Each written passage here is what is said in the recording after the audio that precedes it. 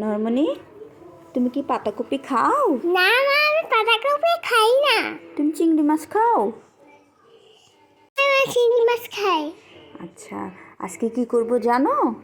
আজকে পাতাকপি দিয়ে চিংড়ি মাছ ভাজি করব। ওয়াও, তাহলে তো খেয়ে টেস্টি করতে হবে। তাই?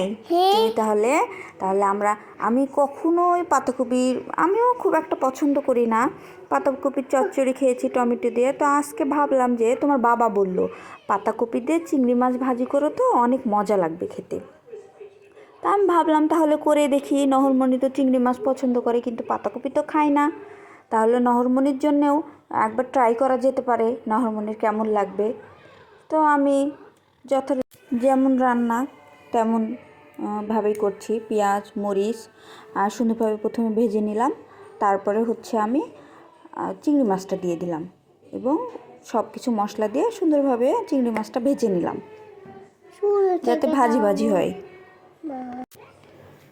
তো একটু পানি দিয়ে নিলাম, কারণ পানি দিলে চিংড়ি মাছটা একটু সিদ্ধ হবে, ভালো লাগবে খেতে, টেস্ট ভালো আসবে। তারপরে আমি পানিটা শুকিয়ে আসলে বাঁধাকপিটা দিয়ে দেবো। বাঁধাকপিটা ভিতরের অংশটা নিয়েছি আমি বাঁধাকপির, এবং চিকন চিকন করে কেটে নিয়েছি সুন্দর করে। তো আপনারা তো জানেনই যে ভাজিটা খুবই আস্তে আস্তে, মানে গ্যাসের চুলার জালটা একদম ধীর গতিতে দিয়ে ভাজি করতে হয়। তো আমি সেইভাবেই ভাজি করছিলাম, আর চিন্তাও করছিলাম আসলে কেমন লাগবে খেতে, কারণ আমিও বাঁধাকপি খুব একটা পছন্দ করি না। তারপর ভাবলাম করেই দেখি, কিন্তু তো করার পরে আলহামদুলিল্লাহ টেস্ট করে দেখলাম, আলহামদুলিল্লাহ মাশাআল্লাহ অনেক সুন্দর হয়েছে খেতে। আপনারাও প্লিজ ট্রাই করে দেখবেন, আপনাদের খুবই ভালো লাগবে আশা করছি। নহরমণি, তোমার কেমন লেগেছিল?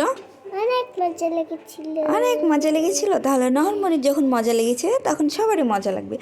আর যারা চিংড়ি মাছ বাঁধাকপি খান না, তাদের জন্য এটা স্কিপ করতে পারেন।